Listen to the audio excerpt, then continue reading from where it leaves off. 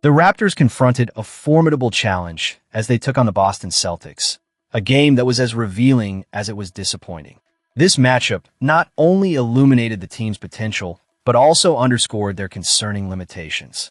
With the final score reading 115 to 101 in favor of Boston, Toronto's record now stands at 43 to 35, placing them in a precarious 7th position in the Eastern Conference standings. From the jump, the Raptors came out swinging, showcasing energy and a palpable sense of purpose.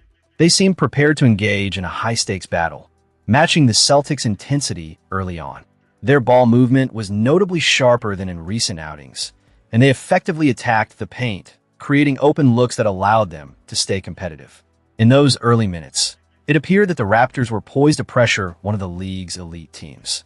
Yet, as the game unfolded, it became clear that maintaining that level of performance over 4 quarters was an insurmountable challenge. As the Celtics found their groove offensively, they began to capitalize on Toronto's defensive lapses. Small mistakes in coverage led to significant momentum shifts, allowing Boston to gradually build a comfortable lead that the Raptors struggled to erase. Scotty Barnes, a player touted for his potential, faced a night to forget. With just 10 points on 5 of 14 shooting and an uncharacteristic 0-4-3 from beyond the arc, he failed to find his scoring rhythm. His shot selection left much to be desired, as Boston's defensive schemes effectively forced him into tough spots. Instead of dictating the pace of the game, Barnes often found himself reacting to the Celtics' defensive setups, which is a troubling sign for a team that relies heavily on his offensive prowess. When he isn't contributing efficiently, the Raptors' offense becomes alarmingly predictable, a glaring weakness against a savvy team like Boston. On the other side of the court, the Celtics showcased the depth of their roster, with Jason Tatum and Jaylen Brown leading the charge. Tatum finished with 23 points, while Brown added 26. Both consistently creating scoring opportunities and applying pressure on Toronto's defense.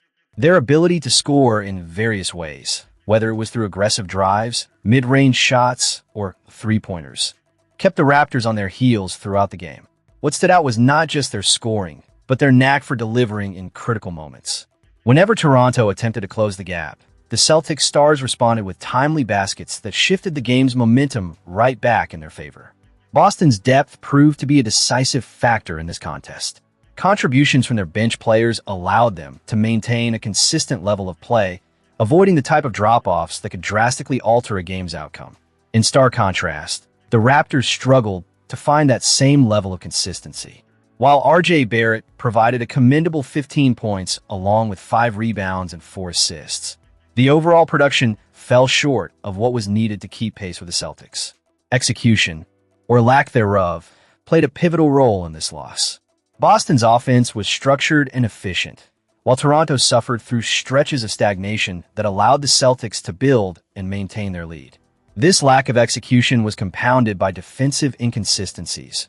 Moments of strong effort were often followed by troubling lapses. Late rotations allowed Boston to find open shooters, and their ability to attack closeouts was a constant source of frustration for Toronto fans. Rebounding, too, contributed to the Raptors' woes. Allowing 12 offensive boards meant the Celtics were able to extend possessions, putting additional pressure on an already beleaguered defense. Toronto had its share of missed opportunities on the offensive end, failing to convert several good looks. Against a team like Boston, those missed chances quickly add up, and it's a point of concern that cannot be overlooked. This game was a stark indicator of the Raptors' current standing. They have shown they can compete and have flashes of brilliance, but the glaring issue remains their consistency. To progress, particularly against top-tier opponents, they must maintain a high level of execution throughout the entire game. While they currently find themselves in play-in territory, performances like this highlight the areas that require urgent improvement. Offensive efficiency, defensive discipline, and overall execution must become more consistent if the Raptors are to capitalize on their potential and finish the season strong. The loss against Boston serves as both a setback and a valuable learning experience. If the Raptors can address their issues, finding more consistency and sharpening their execution, they still have a chance to regain their footing in this tight Eastern Conference race. However, against teams like the Celtics, there's simply no room for error. With that backdrop, We now turn our attention to the next significant development concerning the Raptors that fans won't want to miss. In a pivotal moment for the burgeoning WNBA landscape, the Toronto Tempo and Portland Fire made their selections in the highly anticipated expansion draft over the weekend. The energy surrounding these new franchises is palpable, but for Toronto fans, this draft will be remembered as a potential turning point in the franchise's history. Let's focus on the Tempo's strategy that could reshape the future of women's basketball in Toronto. With their first pick, they selected Julie Alamand, a guard with a track record of excellence. Following her, they added significant talent in Yara Sabali, a player whose pedigree speaks volumes. She's the sister of WNBA star Sada Sabali. While some may argue that the Tempo should have pursued Sada directly, securing Yara could be a clever play. If Nyara can entice Sada to join her in Toronto, the Tempo could see their growth accelerate at an unprecedented rate. After all, Satu is a three-time All-Star and a versatile forward at just 27 years old. The Tempo's roster also includes the competitive Marina Mabrey. There's an edge to her game that could be both a blessing and a curse. Her competitiveness sometimes veers into recklessness. However, it's her advanced skills as a facilitator that make her a crucial addition. For someone like Sabali, who is still developing her game, having a veteran like Mabrey could ease the transition as she finds her footing in the league.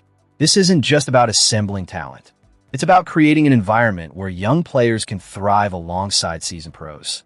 Now, let's pivot to the overarching influence of Masai Ujiri, the former Toronto Raptors president who has joined the Tempo as a principal owner.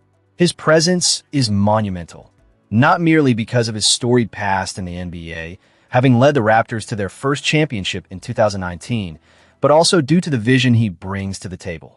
While Teresa Resch, the Tempo president, will be steering the ship, Ujiri's insights will undeniably shape the franchise's trajectory. This connection to the Raptors' success creates an intriguing narrative for Toronto fans, who can't help but hope that the same winning culture can permeate this new franchise. It's essential to recognize that while the Tempo and Fire may not be immediate championship contenders, they are in the process of laying down the foundations for future success. The players drafted are not merely stopgaps. They're the bedrock upon which these teams will build. For Toronto, this draft has positioned them intriguingly in the competitive landscape of the WNBA. As the fans, we need to embrace this new chapter with cautious optimism.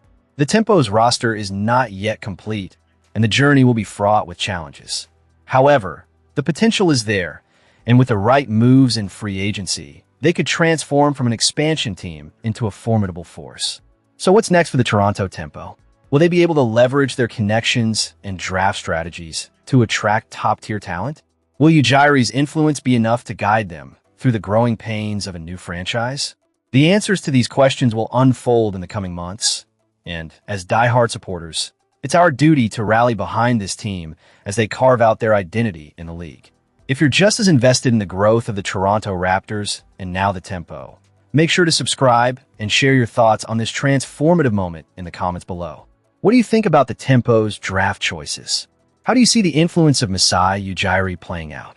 Join the conversation and let's support our teams together.